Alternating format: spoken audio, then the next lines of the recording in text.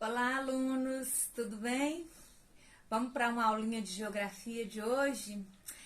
E hoje eu trouxe para vocês o assunto sobre relevo terrestre. Olha só que maravilha! Vamos estudar um pouquinho da dinâmica desse relevo.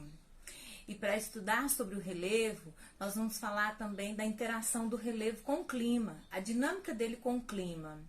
Vamos falar um pouquinho do conceito ligado ao relevo, né, das suas formas, que são as principais: planície, planaltos, montanhas e depressões. Para falar de relevo, lógico que a gente vai falar iniciando com o conceito do que é relevo. Relevo são o conjunto de formas existente no planeta.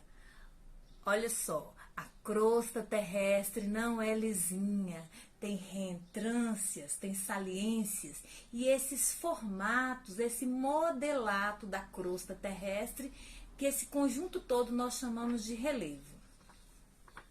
Então, todas essas diferenças, todas essas formas diferentes do relevo vão dar para nós as diferentes paisagens que existem no planeta Terra. Olha que interessante, gente. Nós vamos estudar o relevo e é importante também a gente lembrar que quando nós moramos na cidade, muitas vezes é difícil identificar o relevo, quanto mais metrópole for essa cidade. Por quê? Ela é tão construída, ela é tão urbanizada, aplainada, que a gente não consegue perceber diante de tanta construção, prédio e casas.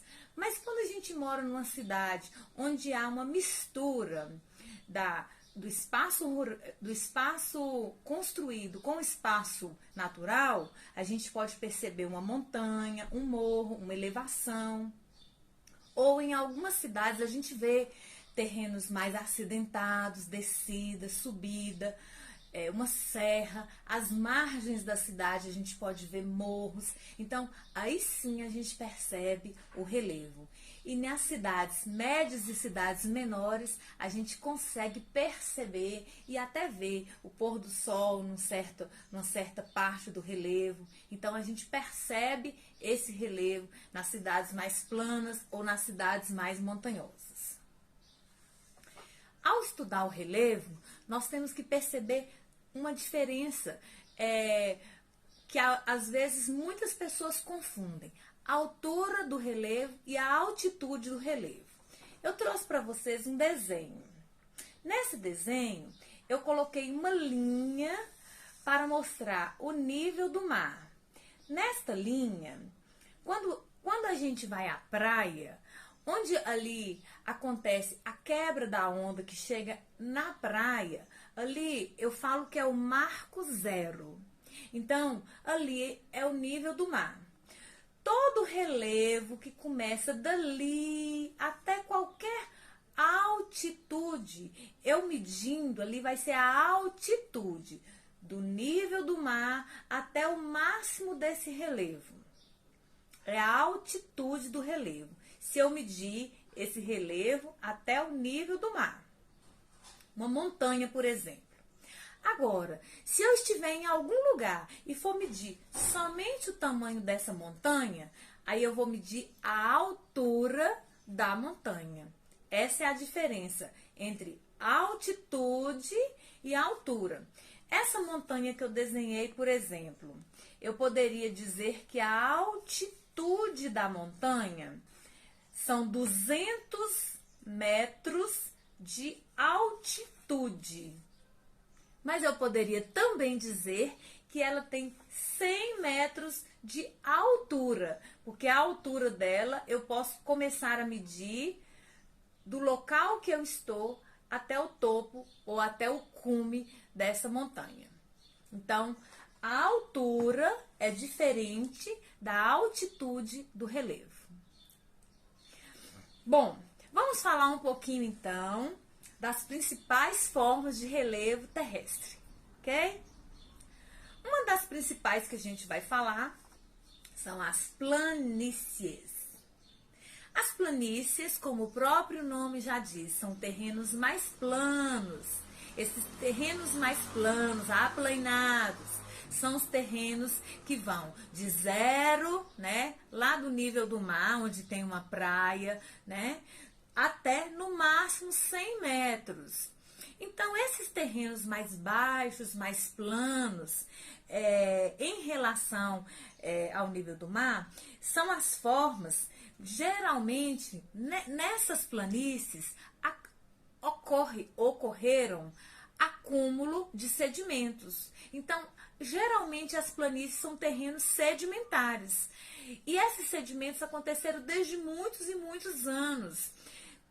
Por que esses sedimentos chegaram nessas planícies? Porque elas são terrenos mais baixos, foram solos erodidos, rochas, areias, grãozinhos e carregados para esses terrenos baixos, carregados pela chuva, carregados pelas águas das enxurradas, dos rios e dos mares. Então, as planícies são os terrenos mais baixos, rebaixados. Fácil, né? Além das planícies, temos também os planaltos. Planaltos. Já os planaltos são um pouco mais diferentes. São terrenos elevados, mais elevados do que as planícies.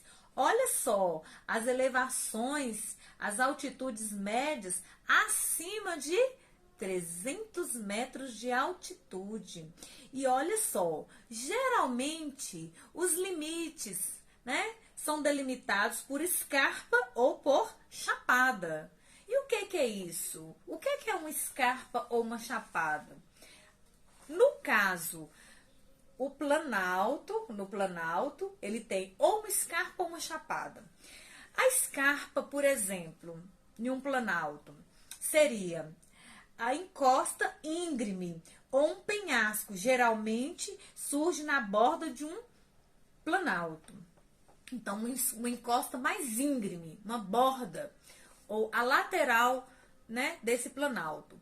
E no caso, se for uma chapada, é uma formação rochosa, né, acima de 600 metros, que possui uma porção plana na parte superior. Então, é geralmente plano e alto, ok? Quando vocês verificarem nos estudos, nas imagens do livro, estiverem fazendo as leituras, vocês vão ver várias imagens e vão ter uma nitidez melhor, uma clareza ao ver as fotos e figuras do livro, tá bom? Pessoal, temos também as montanhas, as famosas montanhas. Elas sim são as mais altas, imponentes. As montanhas são as mais altas elevações do planeta. Suas altitudes são eminentes, são bem mais altas. Olha só, quando nós temos muitas montanhas, a gente fala conjunto de montanhas. Eu posso dar o nome delas de cadeias montanhosas ou cordilheiras. Isso mesmo, nós temos aqui na América a Cordilheira dos Andes, muito famosa. Mas além das planícies, dos planaltos, das montanhas, nós temos áreas mais baixas ou entre duas áreas altas, que eu posso chamar de depressões. As depressões, elas então são áreas baixas, vizinhas, né, de áreas mais altas. E nós temos dois tipos de depressões. As depressões relativas, que estão acima do nível do mar, ou as depressões absolutas, abaixo do nível do mar. Lembra que eu falei do nível do mar, que é a linha zero? Então, se eu tiver uma área baixa, acima do nível do mar, ela é uma depressão relativa. Aqui é a linha zero. Se eu tiver uma depressão abaixo do nível do mar, ela é uma depressão absoluta. E assim, pessoal, a gente fazendo a leitura, observando as imagens do livro, estudando, nós vamos poder ver diferentes tipos de relevo e assim enriquecer os nossos conhecimentos. Eu trouxe aqui para vocês verem, olha que imagem bacana. O ser humano é capaz de construir em diferentes tipos de relevo. E aqui ele conseguiu construir em cima de uma montanha rochosa. Olha que relevo bacana. Trouxe para vocês também outra imagem. É uma imagem de uma figura, e nessa figura eles colocaram aqui em cima, ó, uma cordilheira. E nessa cordilheira está representando a cordilheira do Himalaia. Eu destaquei essa imagem porque é lá na cordilheira do Himalaia que fica o monte ou o pico do Everest. O pico do Everest é o maior pico do mundo. E esse pico, pessoal, ele tem mais de 8.000 metros de altitude. Olha que bacana. Então, vamos continuar nossos estudos, vamos aprender um pouco mais fazendo a leitura e eu estou à disposição de vocês para enriquecer o conhecimento e indicar mais assuntos para a gente estudar. Muito obrigada por assistir até aqui e até a próxima. Tchauzinho!